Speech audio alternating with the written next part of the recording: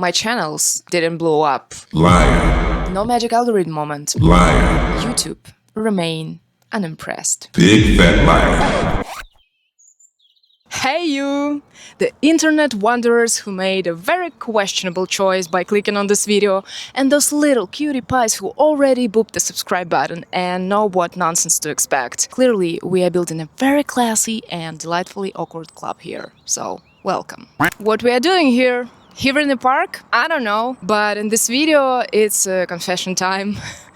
I have to tell you something, and yes, I lied. Not in the core of my YouTube story, I meant every little weird sarcastic thing that I've said, but never viral parts. Well, I may or may not have been strategically downplaying my past to make you hooked on my content, and I might even knew back then that it would be a perfect two-part clickbait saga. I've had some nice numbers before, not on this channel, on my older ones. It happened, and it kind of ruined everything for those channels, and today I will tell you exactly how it happened.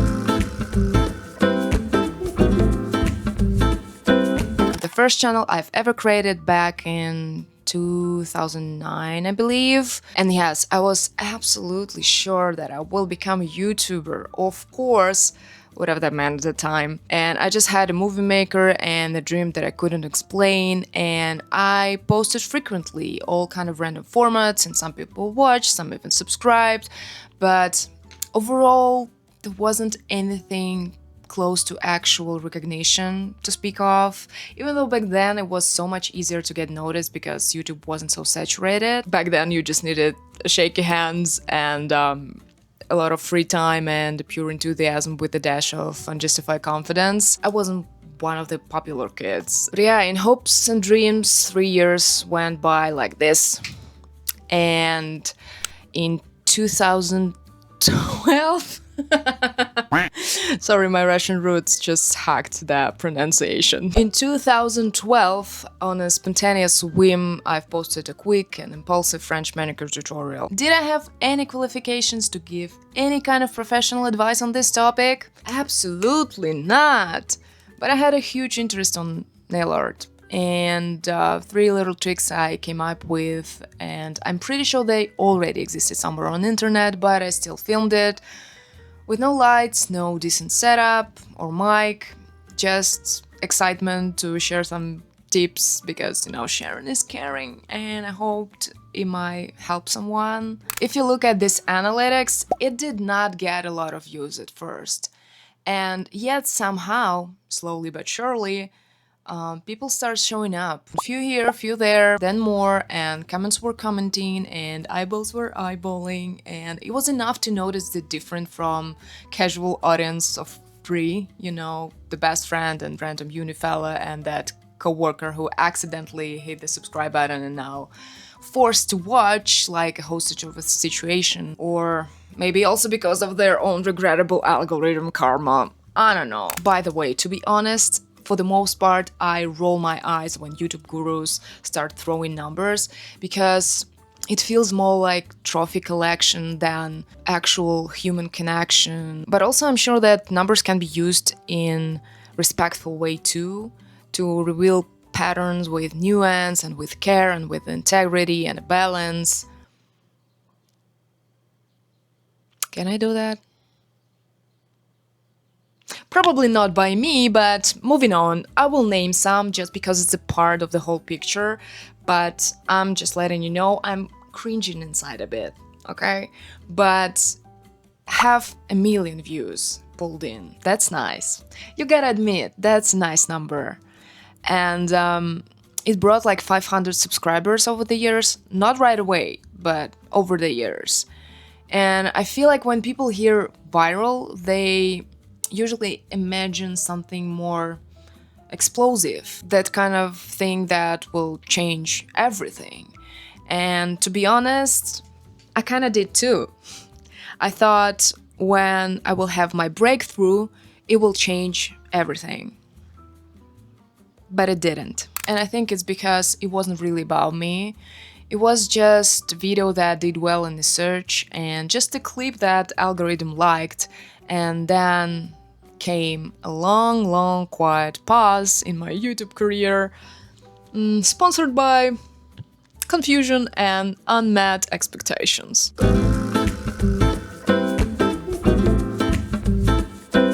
Okay, let me fix my lipstick, because I've been talking a lot and I ate it all. Fast forward to 2016. By that point, I was posting consistently for almost like 7 years, I guess. That's impressive. I was trying things, learning, improving filming, editing, skills, buying tech, showing up, trying again and again.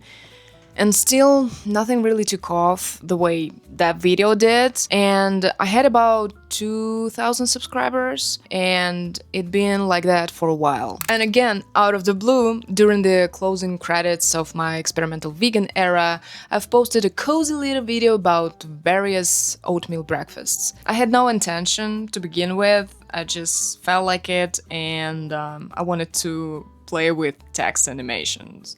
It was nice, edited, nothing groundbreaking, and I didn't expect much. And all of a sudden, guess what? It started growing, and maybe I unintentionally slumped onto a wave of highly underrated global craving for beige breakfast. I don't know.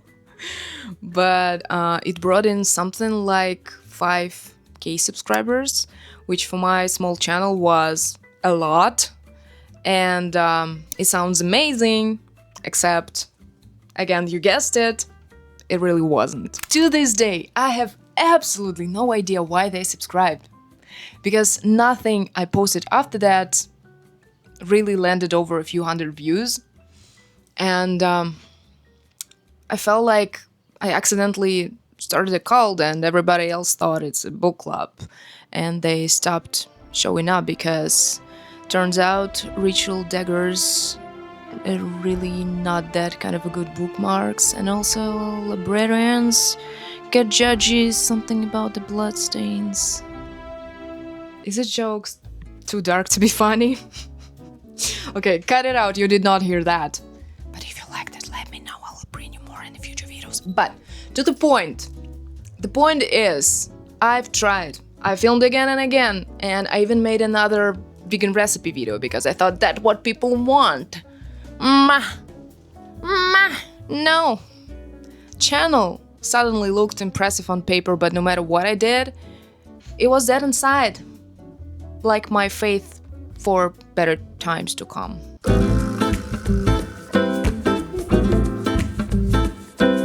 I think I already talked about it in previous videos sometime in the past, but I've hated my previous job, the one that I got after moving to Moscow. It was a company that sold sewing machines, and I was making reviews and all kind of related content for them. And it took me about 3 months to realize that I did not like it there, mostly because of the people. And just when I decided to quit, COVID hit. Of course it did. So yeah, vibes were immaculate. Immaculate? Immaculate? You know the word. I'm just imitating that I know that word, but you know what I'm talking about, so. Which is why, of course, I got stuck for a while there, against my will, but, survival. Love it. Later on, somewhere between emotional roller coasters and have functioning depression, for some reason, I had a brief urge to create something, and maybe it was a delusion, I don't know, but I convinced my dumbass boss to start a new YouTube channel as a native promotion for their products. Of course, when your life falls apart, you pick up a needle, so yeah. It was absolutely has to be a hit. Was I passionate about sewing? Absolutely not. I was just passionate to do something that feel meaningful, and at that point meaningful meant anything that did not make me cry until lunch. And I've made this project completely from scratch, like scripting, filming, editing, designing, casting, and voiceovers and motion graphics, you know, it all like your standard overcommitment. And surprisingly it worked.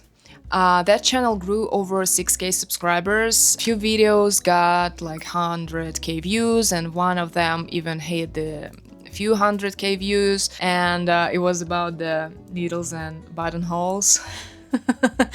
Yes, buttonholes with a very strategic on in the middle, preventing it from being a total different word, which coincidentally is exactly where I wanted to send my boss and all his cute little tasks. So yeah, it was neat, it was tidy, it had purpose, but again, it wasn't me.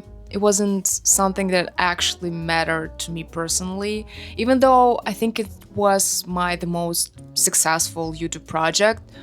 It was the one that I never wanted to continue. So when I had the chance, I quit the company, I quit that job, and the channel stayed with the company. And may they forever prosper in a kingdom of buttonholes. Yeah, buttonholes. I said exactly that, if you didn't hear that.